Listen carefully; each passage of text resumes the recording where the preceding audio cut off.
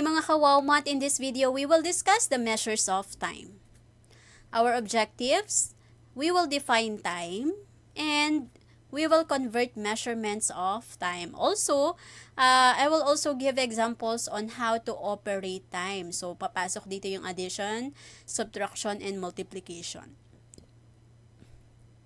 Okay, so let us define first what is time. So, a time, the basic unit of time is second. So, it is second. Ang symbol natin dyan is S. Okay? And that time is introduced with clocks and calendar. So, we can indicate or we can tell the time using calendars and clock.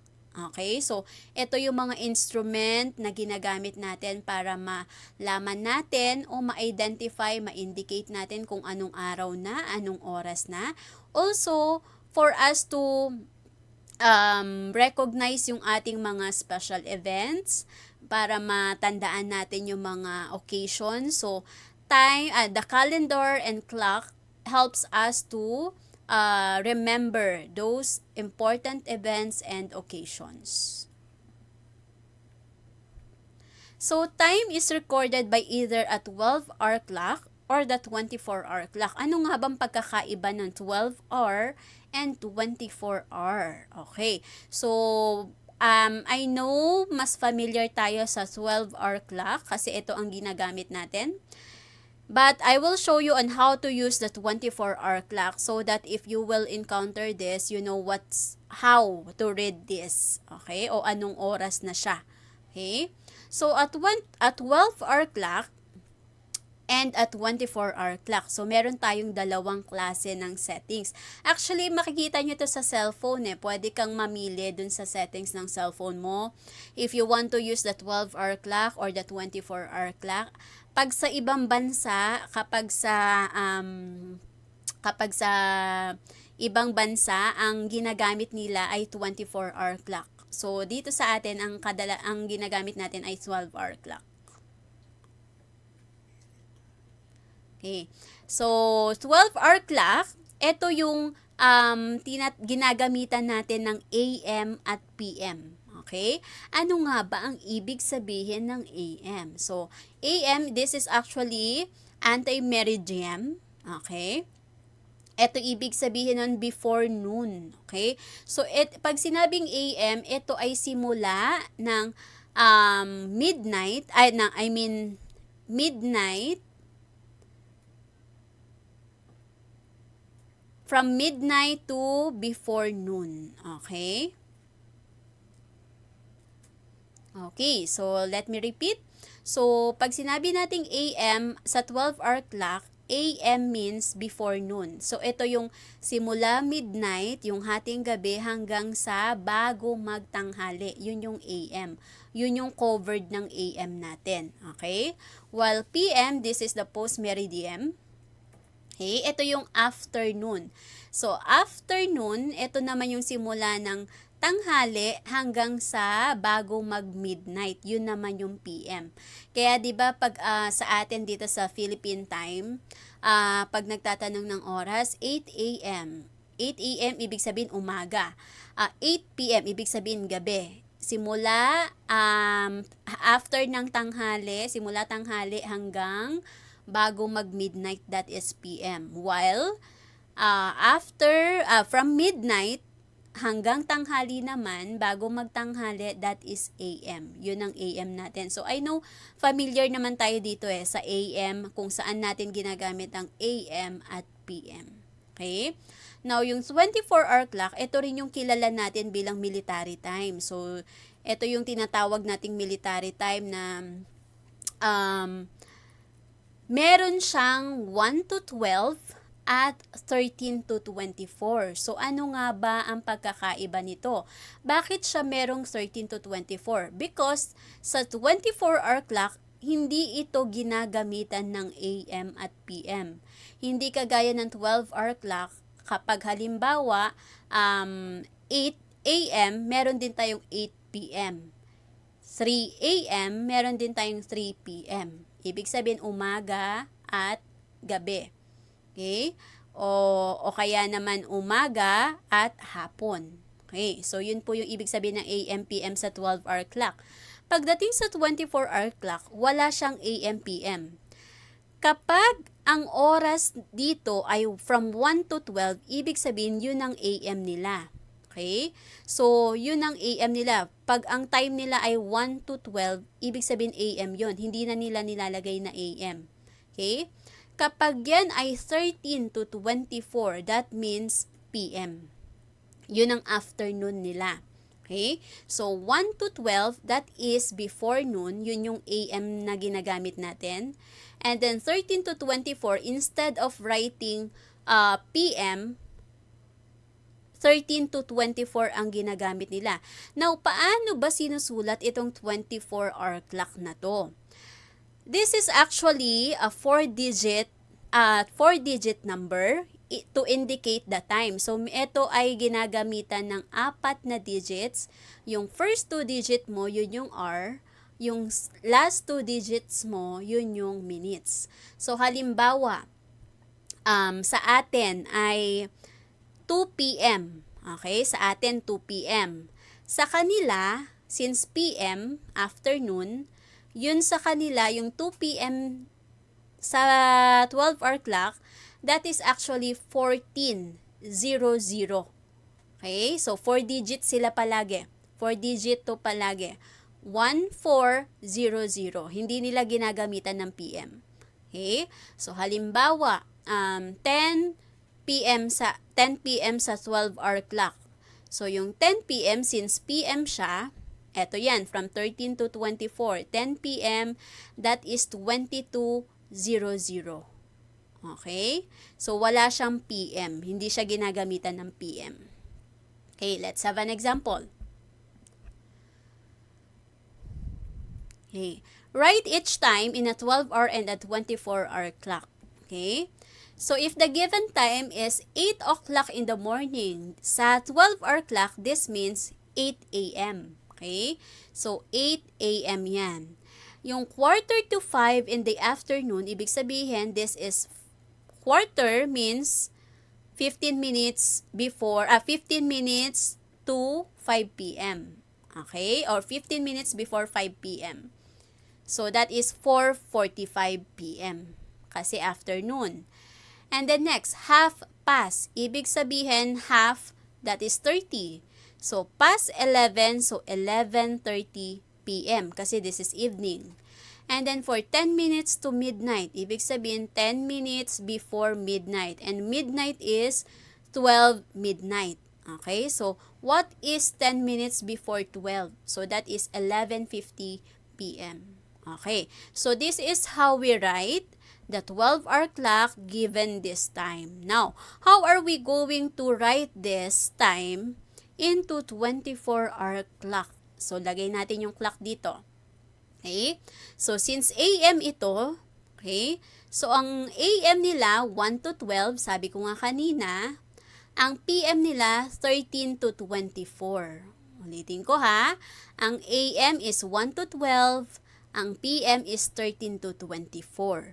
So, kung gagamit tayo ng 24-hour clock, 8 a.m., paano siya isusulat sa 24-hour clock? Since sabi ko nga, lagi siyang 4 digits.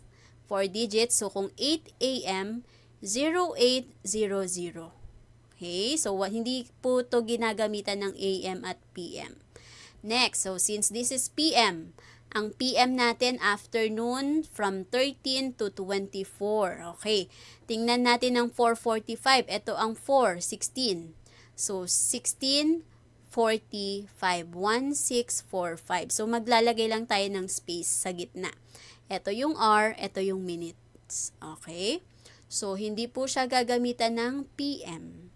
Kapag ganito po siya, nakasulat siya into 4 digits, ibig sabihin, 24-hour clock ang ginagamit dito. Next, so this is 11:30 p.m. ulit. So, ito yung 11. So, 23. 23:30. And then this one, p.m. again. So, ibig sabihin, from 13 to 24 ito.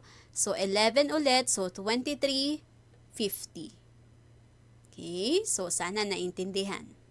Next, let's proceed to the equivalence of time. So, these are the units of time measured. So, tandaan po na for every 1 millennium, that is 1,000 years. For 1 century, that is 100 years. For 1 score, that is 200 years.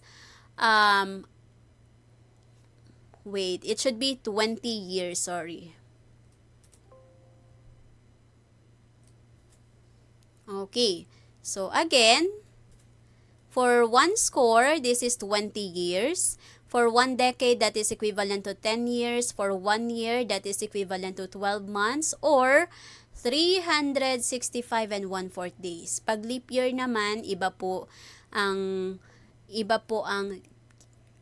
pag leap year naman, iba po ang bilang ng days natin doon.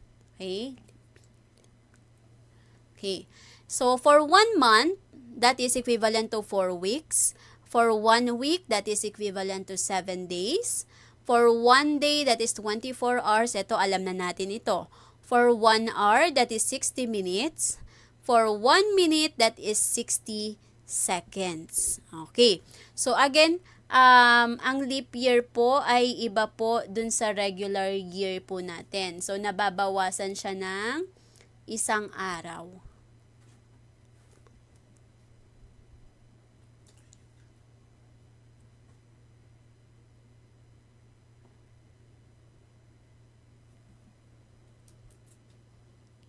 Okay, so kapag leap year po, nagiging 366 siya. Hindi nababawasan ha, nagdadagdag siya. So, 366 because of yung yung February. So, minsan 'di ba wala tayong 29, minsan merong pang 29 day.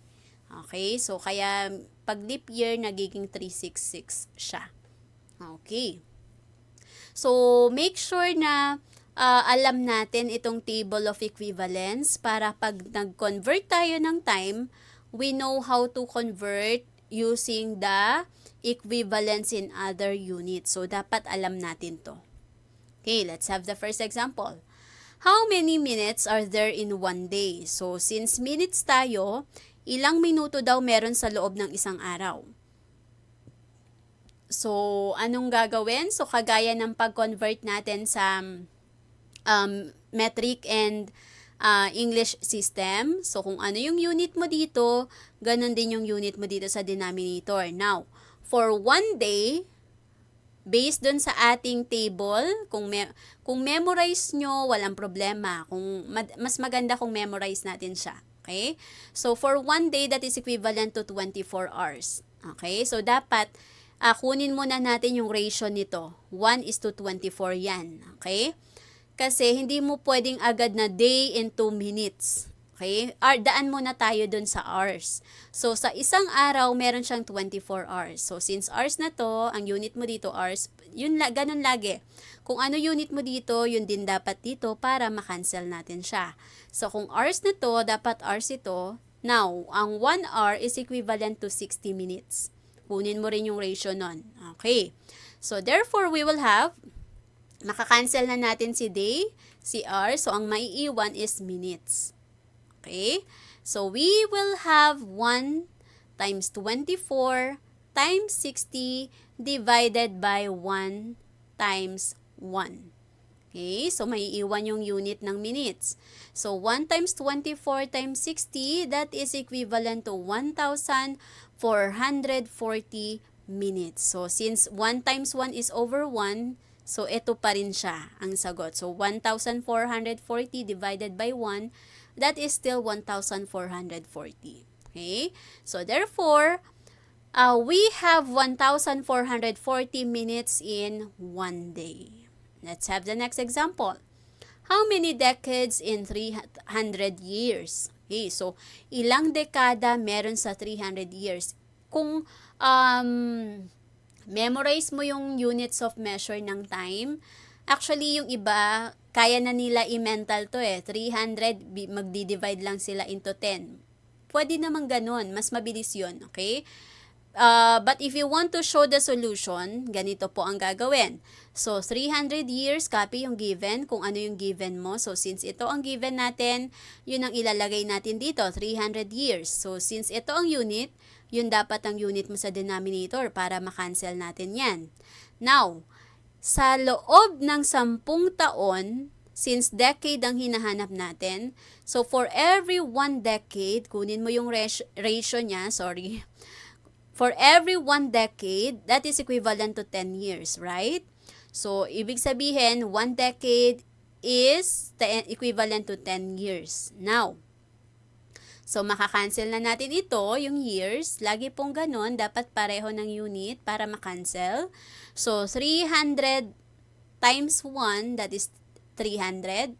And then, over 10. So, 300 divided by 10, that is 30 decades. Okay? Yung mga memorized na yung units of measure, 300 divide by 10 lang to. Kasi for every 1 decade, that is 10 years. So, 30 decades. So, kahit hindi mo na isolve ng ganito. Pero, if your teacher asks you to show your solution, then you have to show it. Okay? And then next, how many hours in a week? So, ang given natin, laging unang ilalagay yung given. We have 1 week. Okay? In a week, ibig sabihin 1 week yun. And then, ang hinahanap ay hours. So, sa loob ng isang linggo, meron tayong 7 days. Okay? Meron tayong 7 days. So, kailangan week para makancel. Now, since this is already day, so dapat day yung nasa denominator. Now, sa isang araw, meron tayong 24 hours. So, lagi mo kukunin yung ratio 1:7. 1 week is equivalent to 7 days. 1 day is equivalent to 24 hours. So, makakancel na natin ngayon yung week at yung days. Okay, ang naiwan, hours. Now, 1 times 7 times 24 tayo, lahat ng naiwan. And then, 1 times 1. Ulitin ko, 1 times 7 times 24, and then 1 times 1. So, ito po siya. So, therefore, 1 times 7 times 24, that is 168 hours. So, since ito ay 1 times 1 over 1 pa rin naman, so 168 hours pa rin po siya. Okay? So, therefore, we have 168 hours in 1 week. So, this is how we convert measures of time. So, dapat kabisado po natin yung table of equivalence. Next, let's have few examples of operations on time. Okay? So, let's have first addition. So, if you will be given 6 months, 94 days, 80 hours, plus 5 months, 20 days, 10 hours. Okay, and then if you are asked to add, so anong gagawin? That is 90 hours, this is 114 days, this is 11 months. Okay, is this your final answer? No. Okay, bakit? We all know that from 90 hours, we can still have days. Bakit? Kasi for us to have 1 day, para makabuo tayo ng isang araw, we only need 24 hours. Right? So, para makabuo tayo ng isang araw, dapat meron ka lang 24 hours. So, ibig sabihin, pwede mo pa to i-simplify. Hindi pwede na ito na yung sagot mo. Okay? Kasi malaki pa yung numbers mo eh. So, since may mabubuo pa tayong araw dito from 90 hours mo, ilang 24 hours. Bakit 24?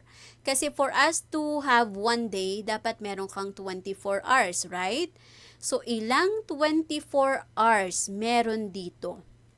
So, 90 divided by 24, that is 3. Okay. So, yung 24 hours na yon, so meron tayong tatlong 24 hours dito. So, 24 hours times 3, that is 72. Ima-minus na natin siya dun sa 90. Kasi ito ay equivalent sa tatlong araw because 24 times 3, that is 72. So, therefore, kung nakabuo ka ng tatlong araw, magpa-plus 3 tayo dito ng 3 days. So, 114 days plus 3, we will now have 117 days. Okay? Ulitin ko, 114 days plus 3, that is 117 days. Now, from 117 days, is this your final answer? Not yet. Why?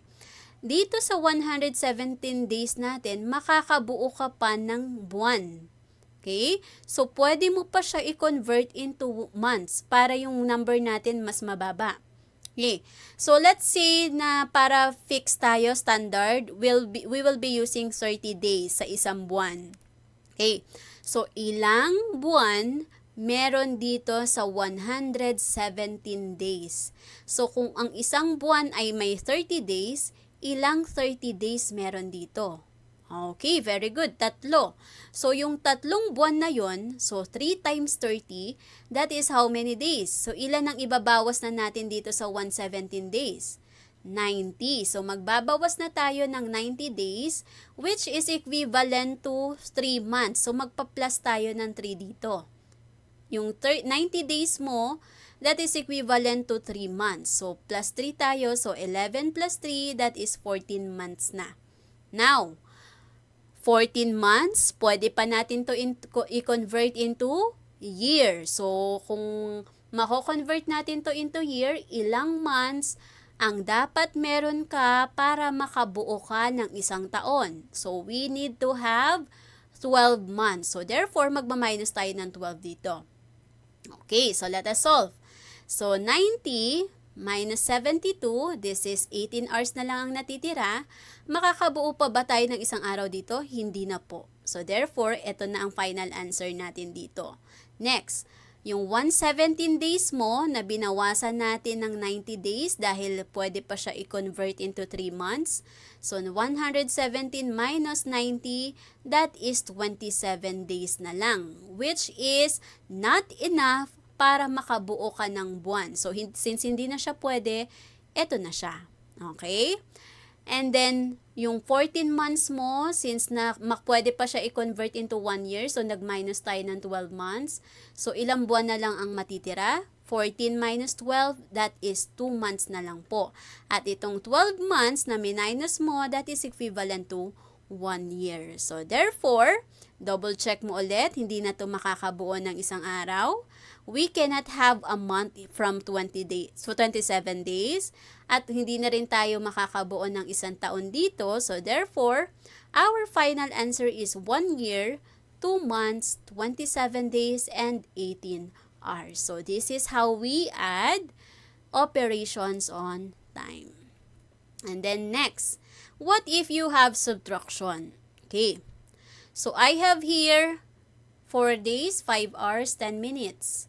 2 days, 6 hours, 30 minutes.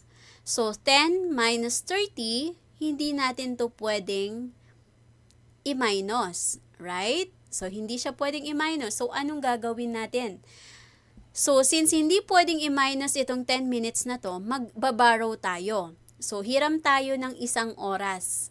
And 1 hour is equivalent to 60 minutes. So, therefore, magpa-plus tayo ng 60 dito sa 10. That's why we have 70 minutes na. Ulitin ko, since we cannot subtract 30 from 10, so hiram tayo ng 1 oras dito. At yung 1 oras, hindi mo siya ilalagay na plus 1. Hindi po. Dapat, i-convert mo yung 1 oras into minutes kasi minutes ito. So, yung 1 hour, that is 60 minutes. So, 60 plus 10, that is 70 minutes. Pwede na tayo mag-subtract mamaya. Okay? Now, since nanghiram tayo dito ng 1 oras, magiging 4 hours na lang siya. Kasi nanghiram tayo ng 1 oras. But, we cannot subtract 6 from 4. So, therefore, manghihiram ulit tayo dito sa kabila. Etong 4 hours mo, since hindi mo pwedeng isubtract yung 6 doon, hiram tayo ng 1 araw. So, again, hindi ka pwedeng mag 1 plus 4 dyan. Bakit hindi pwede yung 1? Yung 1 na yon is 1 day. So, yung day na yon, i-convert mo muna into hours. So, yung 1 araw na hihiramin mo dito, that is equivalent to 24 hours. So, magpa-plus tayo dito, plus 24. So, 4 plus 24, that is 28 hours. So, again ha, tuwing manghihiram tayo, i-convert natin siya kung ano yung unit. nung nanghihiram. So, since ang nanghiram kanina is minutes, kinonvert ko yung isang oras sa minutes. Ang nanghihiram naman ngayon ay hours, so kinonvert ko yung isang araw sa 24 hours. So, lagi pong ganon. So, 24 plus 4, yung naiwan kanina, so 28 hours. So, pwede na tayo mag-subtract mamaya. And then ito, huwag kalimutang mag-minus. So, nanghiram ng isang araw dito, so we only have 3 days na lang. Okay? So, we can now subtract 70 minus, ito ang tip ko, kapag nagsusubtract tayo, mas okay na ayusin mo muna lahat ito. Manghiram ka na kung kailangan manghiram. If there's a need to borrow, mag-borrow na po tayo. Para pag nag-subtract, wala na po tayong problema. Okay? So, 70 minus 30, that is 40 minutes. 28, kasi nag-plus na tayo dyan. 28 minus 6, that is 22 hours. Okay? And then 3 minus 2, that is 1 day na lang. So, therefore, kaya pa bang may mabuo dito na isang oras, kagaya dito kanina? Hanggat pwede pa siyang ma-convert, i-convert po natin siya. Okay? Hanggat pwedeng i-simplify, isi-simplify natin. So, therefore, yung 40 minutes, hindi na kaya siya ng isang oras kasi dapat 60 minutes to. So, eto na po siya. And then, para makabuo ka ng 1 day, dapat 24 hours. So, hindi na rin to kaya. So, therefore, our final answer is 1 day, 22 hours, and 40 minutes. Okay, let's have this one. So, let's have now multiplication. So, a while ago, we have addition and subtraction. Now, this time, we will have multiplication. So, all you have to do is to multiply. So, we will have 20 times 5, that is 100 weeks. 15 times 5, that is 75 months. And then 10 times 5, that is 50 years. Okay. So, is this your final answer? No. Why? Sa 100 weeks, meron ka pang mabubuo dyan na months. So, ilang months, kung ang isang buwan ay merong 4 weeks, ilang months ang mabubuo sa 100 weeks? Okay. May mabubuo ka na 25 100 divide by 4, okay, 25 months. Okay. So, meron kang mabubuo na 25 months pa dyan. Why? Kasi 100 divide by 4, if for every month ay merong 4 weeks, so 100 divide by 4, that is 25 months. And 25 times 4, so ibig sabihin yun na ang ibabawas natin dyan. Okay? So, therefore, yung 100 divided by 4 weeks, that is 25 months. Ibig sabihin, magpa-plus tayo ng 25 dito. So, therefore, ilang months na lahat siya? 75 plus 25, that is 100 months. Now, yung 100 months, meron tayong mabubuong ilang years? Ilang years ang mabubuo mo sa 100 months? Okay, 8. Kasi 12 times 8 is 96. So, therefore, dito sa 100 months natin, magma-minus na tayo ng 96 months. Because yung 96 months mo is equivalent to 8 years. So, magpa-plus tayo ng 8 years dito. Okay? So, yung 100 months mo, magbabawas na tayo ng 96 months because 96 months is equivalent to 8 years. 12 times 8 is 96. Okay? So, 50 plus 8, that is equivalent to 58 years. Meron ka ng 58 years. Now, meron tayong score, meron tayong decade, century. Ano ang pwede mong gawin dito sa 58 years para masimplify siya o bumaba ang value niya? So, yung 58 years, pwede mo siyang gawing decades, di ba? For every decade, meron tayong 10 years. So, ilang decades ang mabubuo dito sa 58 years? Meron tayong 5 decades. And 5 decades is equivalent to 5 times 10, that is 50. So, magma-minus 50 tayo. So, therefore, let us solve. Ilan na lang ang matitira? So, again, meron tayong nabuo na 5 decades. So, 100 minus 100, this is already 0. 100 minus 96, we only have 4 months. 58 minus 50, dahil itong 50 ay ginawa nating decades. So, 58 minus 50, we only have 8 years. At hindi na kaya na maging decades pa siya dahil kulang na siya ng 2 years. And then, itong 50 years na minus natin, this is equivalent to 5 decades. So, therefore, our answer is 5 decades, 8 years, and 4 months. Let's have more examples. A bus leaves the station at 23:00. So, this is an example of 24-hour clock kasi 4 digits siya at wala siyang AM, PM. On Saturday and arrives in Legazpi City 8 hours later. Okay?